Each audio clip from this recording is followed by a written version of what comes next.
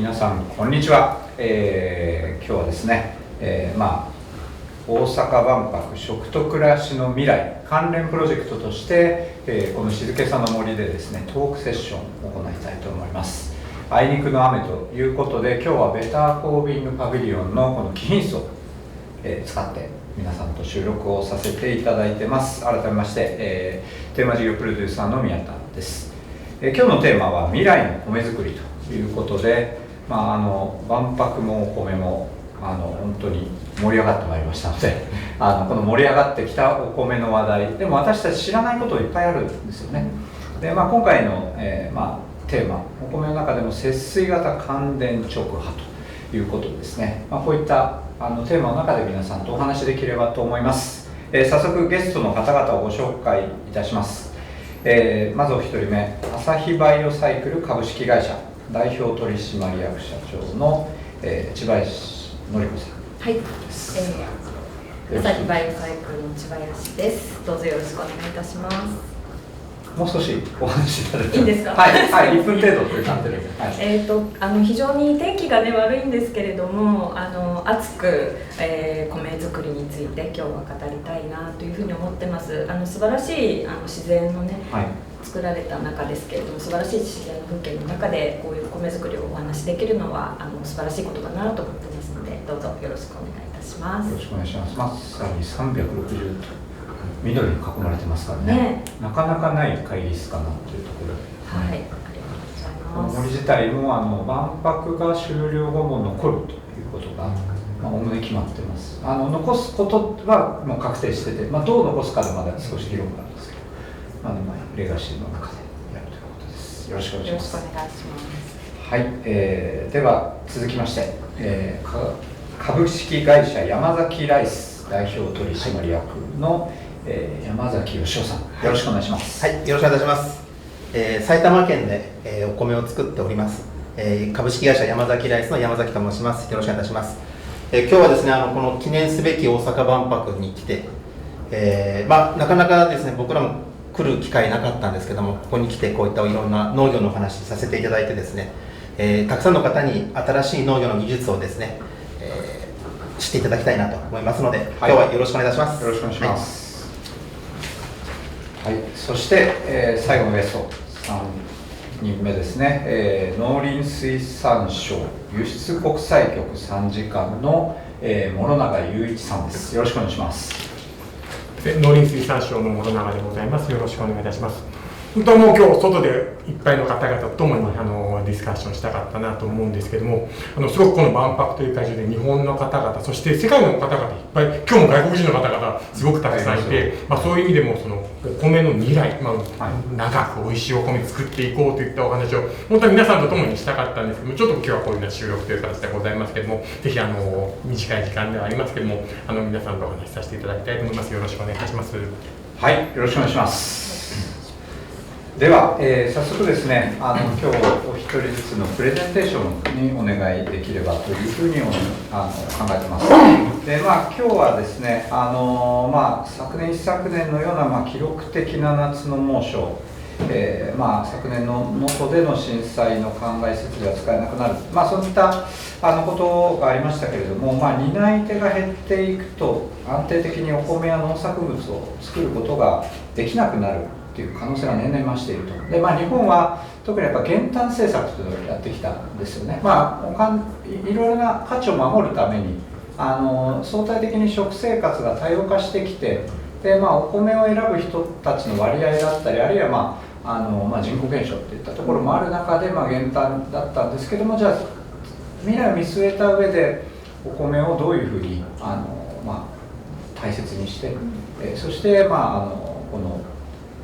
一緒に生きていくのかということがすごく重要になってくるという、このライフラインとしての考え方、これがまさに本当にこの数ヶ月の中でより重要なものだと認識されているので、今日はこういった点も含めてですね、皆さんからお話を伺えればと思います。ということで、まず最初は諸永さんですね。はい、諸永さん時間に、お話を伺うことができればと思います。先ほどちょっと私もですね噛みながらお話をした節水型乾電直波ですね、これが一体何なのかということを中心にお話しいただくということでよろしくお願いします。はい、ありがとうございます。今ここに写真写ってますけども、皆さんこれ実は水田にみんなが入って写真撮ってる。これ普通の水田だとびちゃびちゃなので、はい、こんな写真撮れないですよね。で、こんだけちゃんと育ってる中でみんなで入る。これが乾田直下のその後の水を張らない米作り。なるほど。畑とは違うんですか。畑とも違う田んぼだけど水田ですけど水をそんな張らずにやってる。ちょっと今日はそんなところをご紹介したいと思います。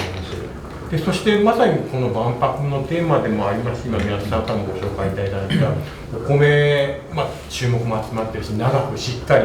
作っていきたいという中で、多分大きな中で長くという意味で我々持続可能というふうに呼んでますけども、それに向けて大事なこと、考えなきゃいけないこと、大きく分けて2点だと思ってます。で1つ目は先ほど宮田さんからまた担い手作っていく人の数がどんどん減ってきている。でこれまでも減ってきていて、2023年でも120万人を減ってきて、そのぐらいの方々が担い手、生産者の方です。でこれがもう統計とか予測によっていくと、2040年には4分の1に減るとか、3分の1に減るとか、40万人になるといったところで、作る人が3分の1になっていく中で、でも米を作っていこうという中でいくと、やっぱりそれはどうやらなきゃいけないのかが今日の一つのテーマだと思います。そしてもう一つが長くしっかり持続可能といったところでいくと、温暖化も含めた環境負荷低減といったところです。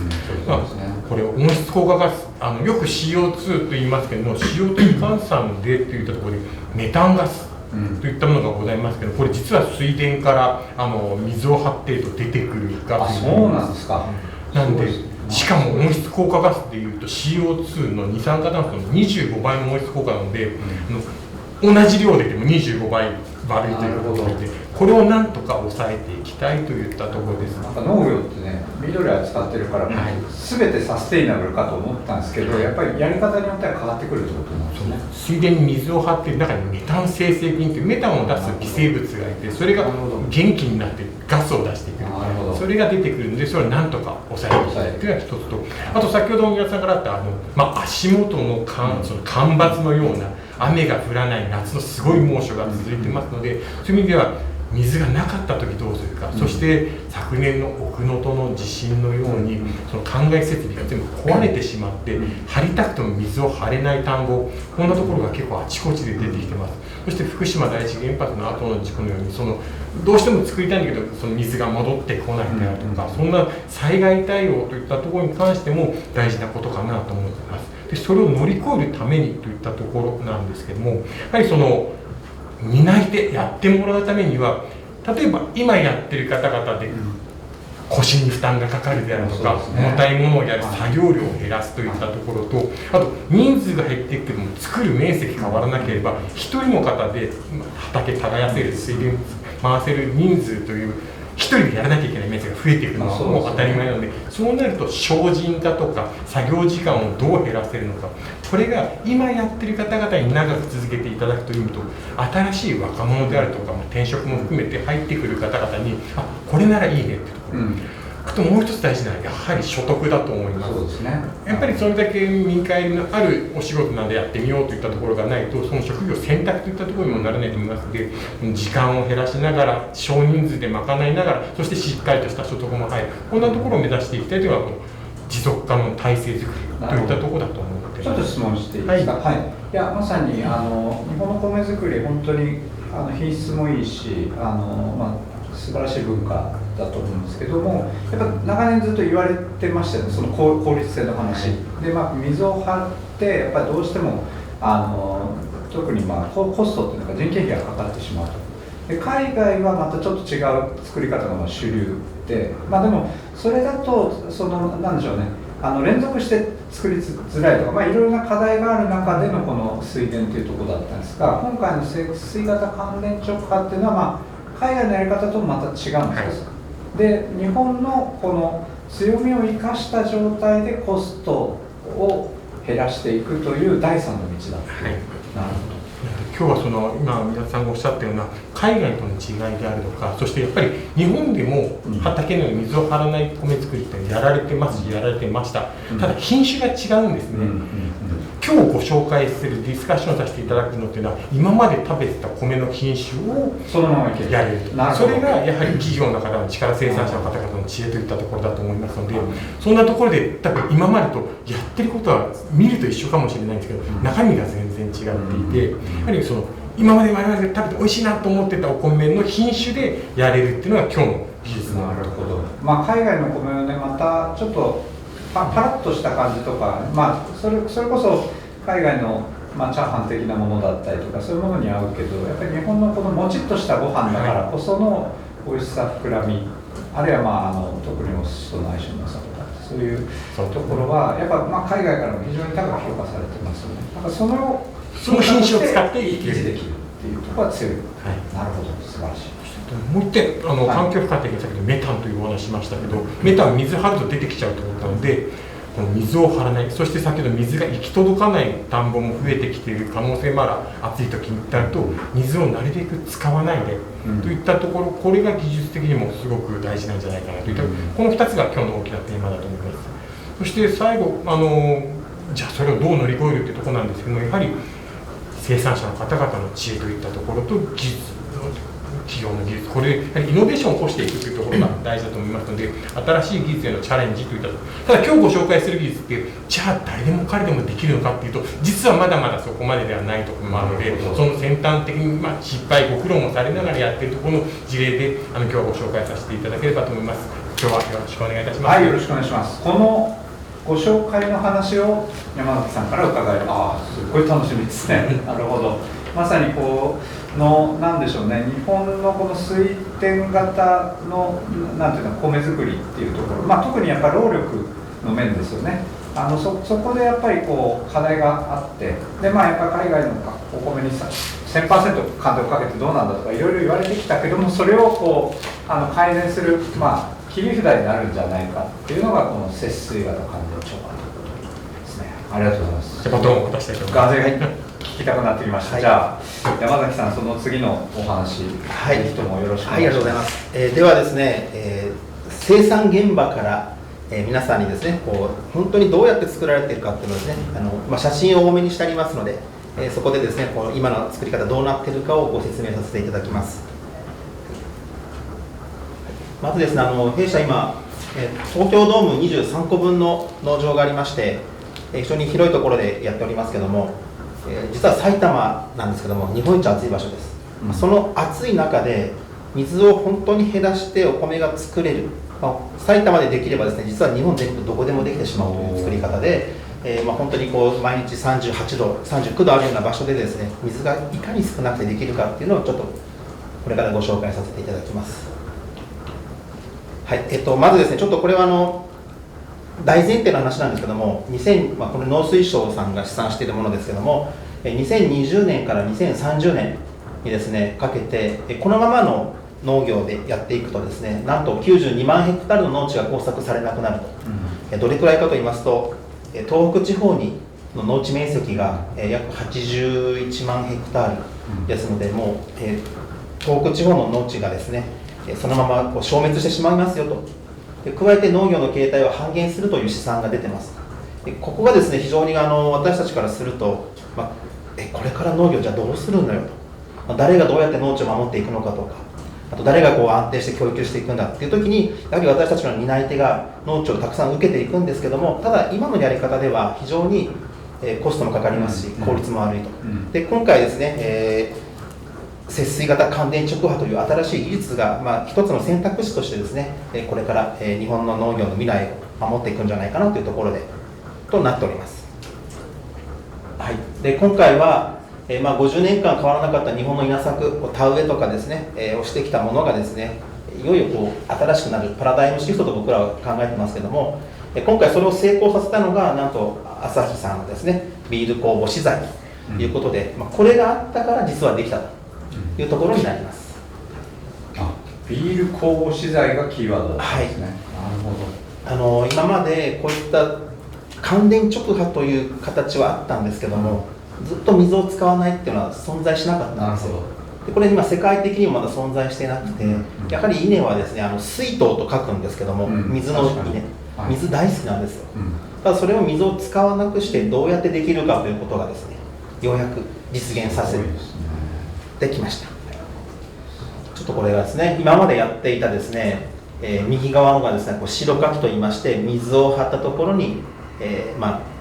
田んぼをトロトロにして、ここに田植えをするための準備、これだけでもですね、非常に時間かかります。で見ての通り非常にゆっくりです。やっぱなんか日本の農業の大変な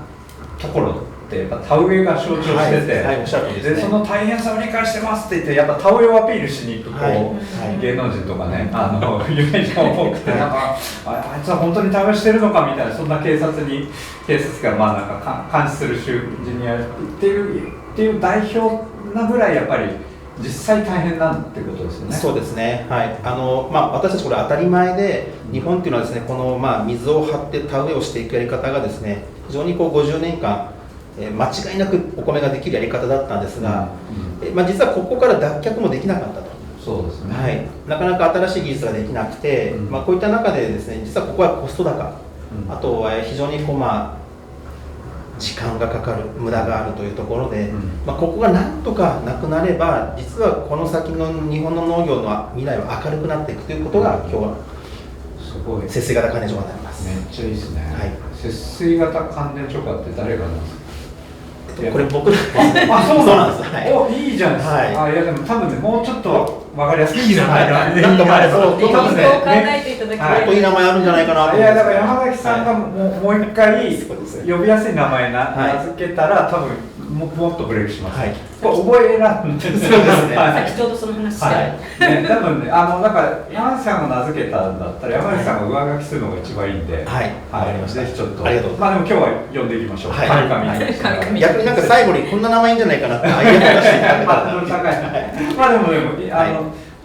でもこの概念がすごく重要だってことはもうこの冒頭だけで間違いなく伝わってきてるんで、呼び方でちょっとね、そうですね。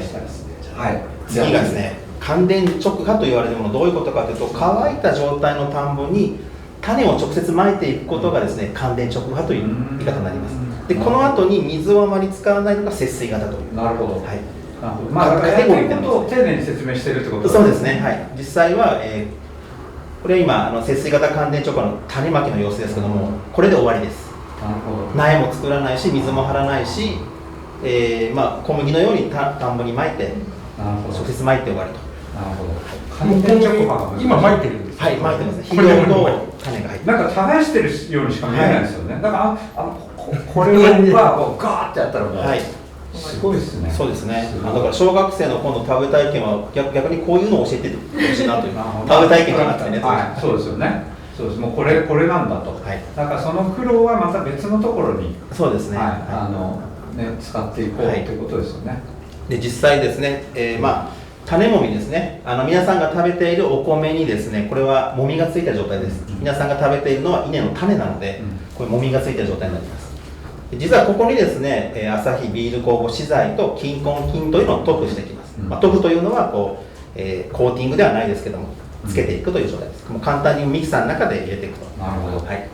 で、10日から14日後になりますと、田んぼの地面から直接稲が出てきている様子が真ん中になりますね。でその後、一番右側になりますけども、実はこれ昨日の6月13日になりますけども、稲の状態は、今非常に伸びてきていると。これ水1回まだ使ってないです。すごいですね。はい。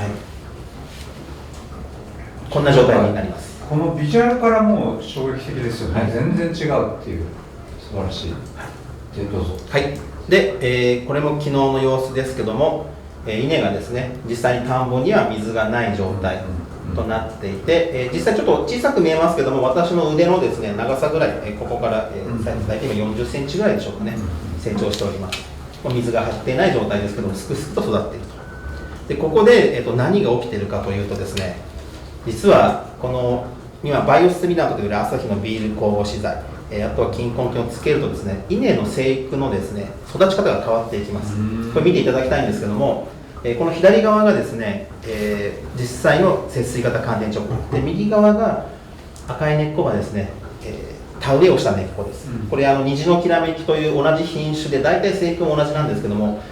根の形状が全く違うんですよね、で右側の赤い根っこはですね、水の中で極めて強く生きれる根っこ、左側はですね、雑草のように白くですね、硬い根になっています。この左側の白い根がですね、雑草のような根なので、実は間伐耐性を持ってまして、たまに水が降れば自分で水を探していきますよという根です。こんな違いが出ますね、土の中では。これ味には影響出るんですか？味はですね、食べてみても区別はもうつかないです。すごい。はい。なるほど。それはすごいですね。で実際昨年ですけども、8月の18日、まず水2回しか入れてないんですけども、もう稲穂がたわわく実っているというところになります。で9月13日に稲刈りになりますね。非常にここもですね、この上の葉っぱがですね、非常に元気をある、なっています。で実際できたお米どうかと言いますと、実際はですね、お米非常に綺麗です。非常にこれ残念というかですね、前向きな残念なんですけども、私24年お米を作ってきまして、田んぼに田植えをした稲よりもですね、水を節水型で乾電直で作った方が綺麗だったという。埼玉県ってものすごく暑いので、まさかの今までの努力は一体何だったんだろうというのが、本当このなんか残念だった話というか。でもね、未来の人たちに担い手にとってはとってもいい話ですよね。それでもういいんだっていうことですよね。で収量もしっかり取れているというところで、特に問題はないかなというところですね。で、ここはですね、すごくこれからの可能性なんですけども、やはり非常に増えていく、農地、やめていかれる方もたくさんいますので、そこをですね、今回は田植えと、ハイブリッド型と呼んでるんですけども、節水型乾電直下でカバーしていくと。あとは今まではこれは乾電直下というのは大規模農家しかできなかったんですけども、実は中山間地や小規模農家でもできるようになったのが今回の節水型乾電直下。なるほど。はい。なるほど。ですからこれから非常に日本全国で普及していくと。で加えて先ほど諸永さんからもお話ありましたけども、やはり地震があるとですね、私たち農業用水のインフラが崩壊していくんです。そういった中でも、すぐに農業が、始めれるとか。大量のやっぱ水が行き渡ってないと農業、特に米は作れないけれども、もっと限定された条件でもいけるってことですね。すごい。あとは、超高温、これからですね、気象変動がもっともっと激しくなってきますので、実は今の高温がですね、稲も非常に生きるのが大変になっていると、そういう中で、節水型乾電直下は対応できていくというところで、これからのですね、未来を支えていく、日本の食を支えていく、新農業時代と私は呼んでますけども、いよいよこういう時代が来たなというところになります。なるほど。これだけ聞くともう悪いとこないんですけど、なんか冒頭なんかみんなができるわけない、みんなができるわけでは必ずしもないっておっしゃってたんですけど、何かそれでも条件っていうのがあるんですか？ここはですね、水を張らなくなった結果、雑草が出やすくなるんです。雑草って本当に強いので、田んぼの中にも種がたくさんありますので、出てきてしまうんです。それをですね、いかに抑えるかというのが重要で、栄養を取っちゃうんですか、雑草？そうですね、やっぱり雑草の方が強いんですよ。成長も早いですので、雑草に負けてしまって収量が下がってしまうとか、そこの雑草をいかに抑えるかということがクリアできれば、あとはそうですね、シーズン1回で水5回ぐらいしか入れてませんので、本当に干ばつがひどいとき、暑いときは水が入れれる環境がないといけないかなと。それでもやっぱり水、そういう意味では今まで使ってた田んぼをコンバートするっていうのでも結構いけるってことですね。つまり水が来てるからってことですね。そうです。逆に今の水田をうまく使っていきましょうという形で変化させていけるといいかなと。素晴らしいですね。すごい。じゃあここでバトンタッチをいたします。いいことばっかりというところで、じゃああれですね。次は千林さんからこの朝日の技術がどう役に立ったかっていうこの技術の革新の話をぜひお願いします。よろしくお願いします。なんで朝日がお米、なんで朝日が農業っていう感じだと思うんですけれども、我々の朝日バイオサイクルは朝日のビールとかね皆さんよくご存知だと思うんですけれども、古くから微生物を扱う技術を持っていろんな食品や飲み物を作ってきた会社です。ですので微生物とあと発酵ですとか培養、そういう技術を使って何か世の中にいいことをということでできた会社になってます。なので研究職の人間がほとんどでして、そうなんですか。技術千葉さんの会社ですね。技術系の人間が、営業までやってる物も作り営業もやりお客様のニーズをっていう形でなかなか面白い会社だと思うんですね。でグループの中でもこの新しい微生物を使ったものでどんなことが社会課題で提供できるかという授業でして、バイオの力で未来を作るというそんなようなメッセージを出して会社を運営してます。で特に会社の領域としては気候変動の分野、それからワンヘルスですね。最近人と動物をまたがって起こる感染症の問題結構できてるかと思うんですけれども、ああいうところに対するアプローチということもやってまして、あとはサーキュラーエコノミーで循環型社会というところを、ビジネスとして行っています。で全て主役は微生物ということで、今回はビール酵母ということだったんですが、我々乳酸菌ですとか古草菌といったバチルス菌とかそういうものを使って食の川上分野ですね、そこにいろんな貢献をしていこうということをしています。で、先ほど技術系の人間が多いよって言ったんですけども、山崎さんの畑にも我々の例えば農業系の博士を持った人材とか、そういうのにお邪魔してどういうことが必要かという技術の部分をご提供をしていく中で、今回のバイオスティミュラントがまた生まれまた活躍していく土壌ができたということになります。なんかいい感じの産官学連携ですね。そうですね。そうですよね。そうですね。産官学連携です。あんまりきちんと考えてなかったですね。確かにそうですね。産官学じゃないです。そうですね。まあでも民間ですね。すごい確かに連携してます。でこういうようなビジネス今世界に出ててまして、我々の会社実は 75% 海外から収益をいただいています。で特に畜産のところのプロバイオティクスが非常にビジネス大きいんですけれども、グローバルニッチってよく言いますよね。特定の分野で非常にシェアが高い、そんなような会社です。で今乾電直波、節水型乾電直波を海外にもぜひもちろん展開していきたいということで、後でちょっとその紹介もさせていただきます。これはすいません、私もそんなによく知ってるわけではないんですけども、海外のやっぱりある種日本のこの水田型とは違う畑型の米作りに戦えるのが節水型乾電。そうですね。海外は2つありまして、もちろん水田も非常に大きいです。アジアの方面ですとか、あとカリフォルニア米なんかも実は水田で行われています。あれはほぼ日本米のクオリティ今最近近いですよ。確かに。ですけれども、一方でアメリカでもちょっとエリアを変えると、乾電直波自体はやってます。ですけれども、節水型乾電直波みたいなのはないんですよ。なんですかと名付け親ですから。そうですね。もっと効率化を世界中で食料供給というところではもっとお役に立てますし、まずは今直近日本ですよね。そうですね。まず日本が何とかしないといけない。お米を守っていかなくちゃいけないですよね。まずはそこからかなと思ってます。で海外で戦えるっていうことはそういう意味では輸出も含めた力を日本が持っていけるっていうことですよね。もちろんです。そこも視野に入れてずっと活動してきたんですね。農水省さんの方も。ですけれども今はまずは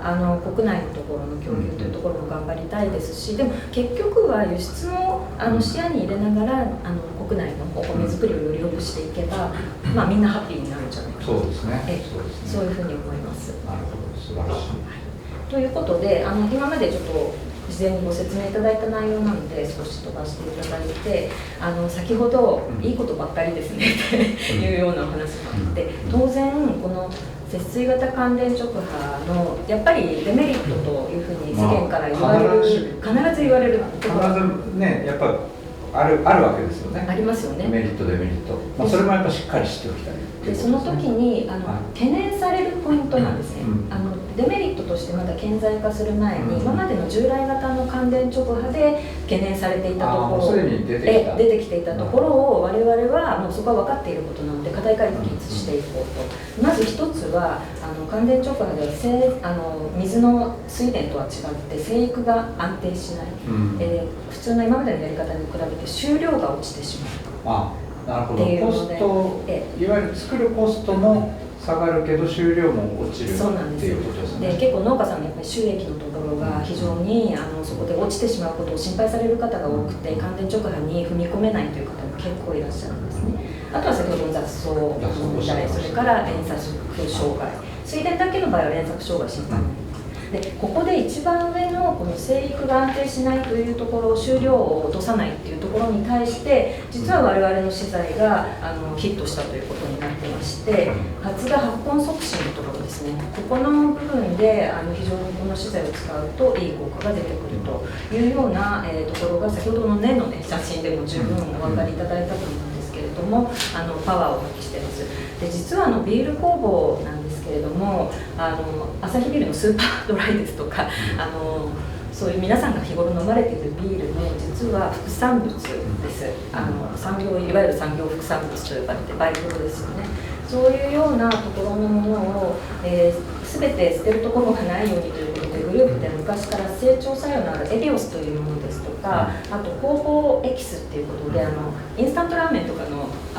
表示を見ると、酵母エキスっていうのはうまみ調味料なんですね、あれでも使われてます。なるほど。でいろいろ使い切った挙句この酵母細胞壁といって殻の部分が余っちゃうんですよね。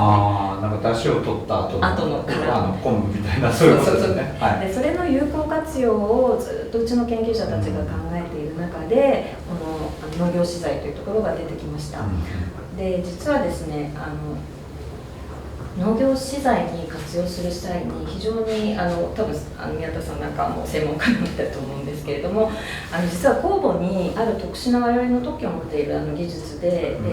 高圧高温の加工をちょっと、単純な高圧じゃないんですけれども、特殊加工を加えることによりまして活性炭素種という RCS と呼ばれるリアクティブカーボンスピーシーズというものが出てきます。でそれが植物に対してポジティブなインパクトを加えるんですよ。要するに水素電子を引き抜くということなんですけど、でそれによって活性酸素が生まれる。で活性酸素ってよく酸化に良くないよねということも言われたりとかして、悪い部分も言われるんですが、実はいい部分があって、活性酸素がないと植物は成長しないんですよ。なのでこのビール酵母を与えることによるこのポジティブなストレスが植物のもう最初の発芽発根というところですよね。そこに対してものすごくいい効果が出るっていうことが実は発見されて、ある種のストレスっていうものをポジティブにかけないともう状態が遷移しないってことですよね。そうです。それを酵母によって起こしていくっていうですね。よく免疫です。なるほど。免疫反応ですね。免疫反応を引き起こすということになります。そんなようなことで先ほどの根のような状況が起こって、であとメタンの話さっきされたんですけれども、メタンは実際水田から非常に出るんですね。ただ一方畑地の方にしてしまうと畑作でも一酸化二窒素という実は GHG があるんですけれども、全てのじゃあ GHG がいいように削減されるようにということで、我々製造の工程を全てライフサイクルアセスメントというやり方で分析をしまして測定したところ、そういうメタンと一酸化二窒素のオフセットも含めて最終的には GHG がこの方法によって 65% 削減できるというようなことが、出てます。基本的なところをちょっと確認したいですけど、メタンはそもそもどこから来てたんですか？土の中にメタン菌って先ほどおっしゃって、なるほど。でそれが嫌気性菌なんです。そういうことですね。だからそれをとどめておけるっていうことですね。そうです。酸素がないと出しちゃうんですよ、メタン生成菌が。水を張ると嫌気性菌なんでメタンがガーッと出ちゃうんですけど、ほぼ畑作に近い形なので、非常にメタンが出ない状況。もう酸素に触れやすくしておくと出てくる。なるほど。抑えていくってことですね。なので実際にここで収量を一切落とさずに、でしかも我々のビール酵母資材を使わない単純な乾電直波だけだと収量的なところっていうところも、ここで言うとへこんでしまうんですよね、なので収量を落とさずに GHG も抑えると、そんなような効果が今回の節水型の乾電直波では得られているので、生産者さんも非常に収益面でも貢献できるんじゃないかなというふうに思っています。ということで海外にもという話だったんですが、お米困っているのは日本だけではなく、実はグローバルサウスと言われるケニアなんですが、ケニアもちょっと実は非常に今気候変動でお米困ってるんです。もともとお米、アフリカは世界の流通量の大体3分の1ぐらいはアフリカ側に輸入してるんですよね。でインドが輸出国の主なものだったんですが、インドもちょっと気候変動で米ができなかったのが一昨年ぐらいからあって、インドがお米を外に出せなくなってしまったんです。で一番困ったのがアフリカで、アフリカは自分のところでやっぱり自給率を上げるために米をちゃんと作れるようになりたいということで、今そこの支援をしてます。それもこの連携をした形で我々で。インディカ米ですか？こちらですか？インドって細長い米ですよね。だからいわゆるさっきずっと話してたのは日本のもちもちっとしたお米なんだけども、細長いパサパサって言ったらあれですけど、水分がちょっと少なめのお米にもこの方法自体はできますね。適用できるっていう、むしろなんか相性本来良さそうですよね。ここももともとアフリカ、ケニアですけど、水田だったところに水使わず、これ2月に種まいて、5月の写真ですけど、これ1回も水入れてないので、雨水だけですね。だからあれですね、そもそも作る品種を変えなくても、この節水型乾電直波は、日本米でもインディカ米でもいろいろいける。そうですね。水分ももちろんどのぐらい水を多少入れるかとかそういう調整はもちろんあるんですけれども、それは可能でありますし、あとは出来上がるお米の品質はもちろん違いますよね。そういう意味で言うと、日本型のものはやっぱりもちもちっとしたような感じとか。でもただそこは品種による差だと思います。なるほど。でもこのアプローチ自体は結構広くいけるぞっていうことですね。そういうことですね。というようなことをやっております。ちょっと今回他の話なんか突然リングが出てきた。ちょっと宣伝だけ万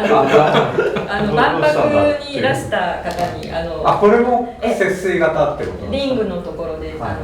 ビール酵母資材を実は与えた植物が生えてますので、そこにぜひ見に来てみてくださいということですとか。それはちょっとどこにリングのもうスタルクが出てきちゃった。すいません。もう一個前です。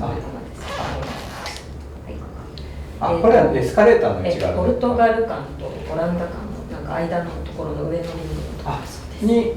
このビール酵母。そうなんです。ちょっと皆さん見てみましょう。はい、私以上でございます。ありがとうございます。ありがとうございます。もうちょっとフリートークの方に行かせてもらいたいと思います。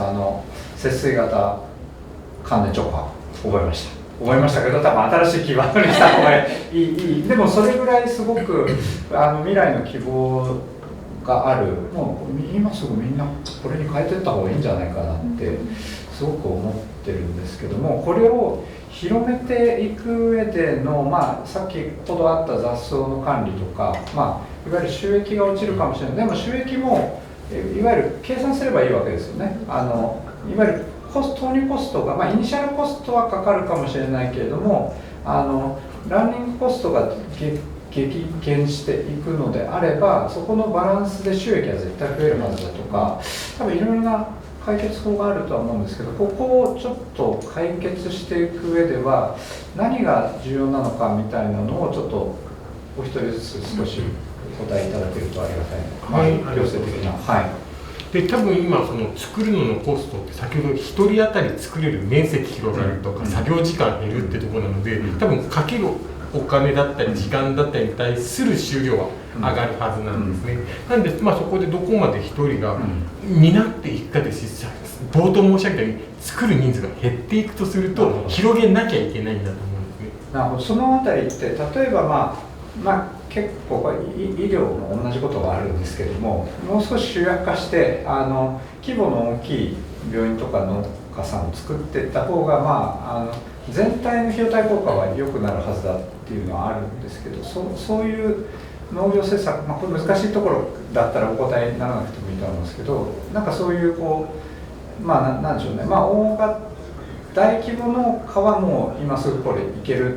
で中小規模のとこはまた違う施策でサポートとか、そんな感じになるんですかね。今日ご紹介した関連直波は実はちっちゃいところでも、例えば中山間地とかでドローンで巻くとかっていうこともできるので、小さいところでもできます。ただそのコストで考えていくと、なるべく1個の田んぼの面積が大きい方がそれは下がっていくので、そうですよね。でまずドローンハッシュいいですね。はいドローンチョカ。もうそ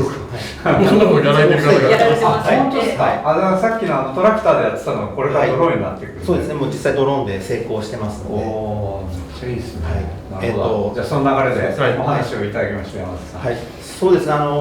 今私たち、今日は万博ですので、あまりもう細かい数字とは思わなかったんですけども、実際、どれくらいのコストかというとですね、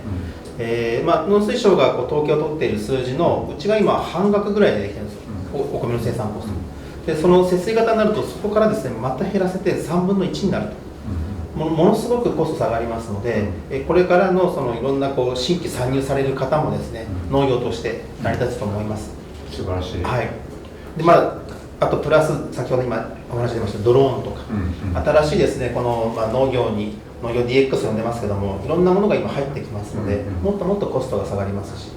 いいですね。費用対効果も上がるし、農業のイメージもまた少し変わってくるということですよね。そうですね。素晴らしい。イメージで言うとちょっと一点だけ懸念が、実はこの静けさの森の前の命パークっていうエリアを最初藤本壮介は水田に従ってた。でもコストが半端ないですね。もあらゆるところから大反対されてなくなっていったんですけども、で私自身もこの水田のこの景色すごく美しくて好きで、実は今彼と一緒にまたレストランをちょっと飛騨の方で作ろうかぐらいの話もしてるんですけども、この冬にいわゆる作ってない間、田んぼに水を張っていくって景色もすごく美しかったんですけど、これが多分変わるんですけど。そうですね、ご心配されるところがやっぱり日本人として分かるんですけども、実際景観として素晴らしい水田は残すべき。なるほど。やっぱりそれは日本が持っている美しい景色ですので、非常に大切ですね。一方で私たちのような、例えば、その景観とか関係なく、まずは食料を作らなきゃっていうところはですね、こういった新しい技術を使っていくと。なるほど。やっぱり景観は必要ですね。その場合、なんだろう、作ってない時の田んぼってどんな雑草がバーってくるんですか。それともやっぱりそれと綺麗ですね。稲の株が残った状態で、全くそれは同じですね、冬場は。なるほど。それが乾燥してるっていう。ただこの水がですね見えるのって実は田植えから1ヶ月間ぐらいしか見えないんですよ。確かにそうです。すぐ追われてしまうので、なのでこの1ヶ月間が違うだけなので、あとはもう緑1年で一緒です。わかりました。ノスタルジーに浸りすぎない。あともう1点ですね、その雑草の懸念もあるんですが、実はもう昨年に除草剤のメーカーと一緒にですね、もう AI とアルゴリズムで雑草の発生予測も作ってまして、ただ単にこの難しいだけじゃなくて、これからはもう生成 AI とか、あとはその AI がですね、サポートしていくっていうのも実はもう作っております。なるほど、素晴らしい。実はこの静けさの森も木だけだと結構なんていうのか、周囲の間伐材になる、いわゆる枯れる運命の木を集めて森を作ってるんですね。でそれを再生させてると、ただもともとやっぱり日照が取れなくて枯れる木だったので、これをもう一回枯らすのは良くないっていうことで、結構間を空けて一本一本大切にしてるんですよ。でそうするとスッカスカのにちょっと見えちゃうので、下草を巻いてるんですけど、それがいいですね。これはそう、あえて下草を巻いて、それがすっごい結構自然の森っぽく見えたんですけど、強いんですね、やっぱりね、雑草。そうですね。雑草。だからこれがやっぱ稲作になってくると栄養を取り合ってしまうので、そこをしっかり管理しないといけないけど、侮ってはいけない。これだけ今の時期成長してますので、8月大変なことになるんじゃないかなって。なるほど。非常に環境よく育ってますよね。いや私たちも去年それ海外に行って、これ下草重要だって気づいて、夏頃に巻いて秋にわーってなったんですよ。でだからまだ1年ぐるっとしてないんで、だからプロフェッショナルの目から見ると、8月やばいぞっていうことですね。はい、ただ今日本で消えつつある雑草もたくさん生えてたので僕は嬉しかったですね。なるほど、はい、もう見なくなった大箱とかですね、そういったものがたくさん生えてて、ちょっとさっき大箱があるとか。そう、結構ね、ここの木々もそうなんですけど、生物多様性を意識して相当多様な樹種を集めたらしいんで、それがいいんじゃないですかね、はい、土壌が多分ね。そういうことですよね。だから多分多様な雑草を集めてる、はい、そうですね。よかった、豊かな正解、ビオトープですね。ちょっと横にそれちゃいましたけど、またじゃあ千葉さんから。今ちょうど山崎さんがおっしゃった私も賛成で、原風景としての田んぼ水田っていうのはすごく重要なんですよね。でちょっと思うのが、例えばビールでもクラフトビールっていうのが普通のビールに対してあるじゃないですか。あんな感じで多分水田で作ると本当に大変ですし、労力もありますし、そのお米は逆にプレミアム価格で手をかけて作ったものだからブランド化してやれるようなところをそれぞれの生産者さんがいろいろ工夫していかれるとすごく面白いんじゃないかと思いますし、で逆に一方で食料供給というところに行きますと、やはり効率化ってすごく重要なので、やっぱり山崎さんのおっしゃったような形で大規模化していくというのは一つあるんじゃないかな。そうですよね。効率を上げていって大規模化して、でそしていわゆるその作り手の人たちがより報われるっていうふうになると本当にいいですよね。日本の米もなかなかね、今まで原価、食は評価されてるけれどもなかなか出しづらいっていうのはあったんですけど、寿司なんか今寿司職人が海外に行くだけですごい人種になるんですよね。でやっぱりでも日本米のシャリとやっぱ海外米のシャリ全然違うので、もうシャリのところまでちょっと持っていくだけでもドンって値段上がるかもしれないので、なんか多分コミュニケーションの仕方とかブランディングの仕方とか、それによってもまだまだなんか価値は上がるんじゃないかなっていうふうに今日お話聞いてて思いましたね。節水型乾電貯化ということで本当に可能性の宝庫だということを改めて感じました。それがこの足立さんのこのビール工房からインスパイアされて、でそれが現場に渡り形になり、行政的なこの施策の中で世界に広がっていくという素晴らしいお話をいただきました。ありがとうございました。最後じゃあ一言ずつ何かまとめをいただきますかね。はい。では。はい。大丈夫ですか。すいません。この順でもう終わったかのような。なんか安心しきってしまう。ちょっとなんかこれもうちょっと欲しそうなあったんで、なんかあれば切りますんで。はい。では今日ご紹介したのってまさに技術と生産者の方の工夫なので、やっぱりこのアイデアをみんなで出し合って課題を解決していく、でそしてチャレンジをするっていう、やっぱり日本人であるとか我々含めてチャレンジすることを、諦めちゃってる人たちって多いと思うんで、やっぱりそれを恐れずにみんなでチャレンジするイノベーションにつながると思いますので、ぜひみんなでイノベーションにつながるような取り組みこれからもやっていければと思います。素晴らしい、万博そのものチャレンジですね。ありがとうございます。はい。私はですね、今日も改めて思ったんですけども、やっぱり水を使わなくなるとですね、皆さん日本の水田の風景の良さを改めて認識していただけるな、水を張った田んぼに月が映るものを見て美しいと思うこの日本人のですね、こういう国だったんだなっていうことが実は節水型をやるようになって僕も認識できましたし、自分でもやっぱり水が張ってある田んぼはやっぱり美しいなと思います。そこがですね、新しい技術ができた結果、今まで当たり前だったことがすごく気づけるようになったかなというところが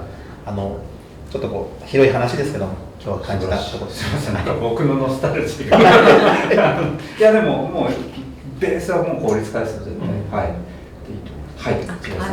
今令和の米騒動なんて呼ばれている状況で非常にこんなにお米を大切に思うことがなかったなということで、それからそこに本当に未来の米作りに向けて、こういうふうに連携していろいろ立場の違うメンバーでいろいろなイノベーションを起をしていけるということ、こういうところが非常に我々のモチベーションになっていますので、ぜひ多くの生産者様のご参加もいただきたいなと思ってまして、仲間づくりをぜひしていきたいなと思っております。さっきの原風景っていうこともありましたけども、それ以前に米が大切だと、今もう全国民が認識している。そうですね。でなんとかしなきゃいけないっていう、ここでもう一回連携をしてこの米をっていうものを未来につないでいくような新しいすごく重要なこの農業にしていく、さらに発展させていくことができれば、未来も変わっていくということですね。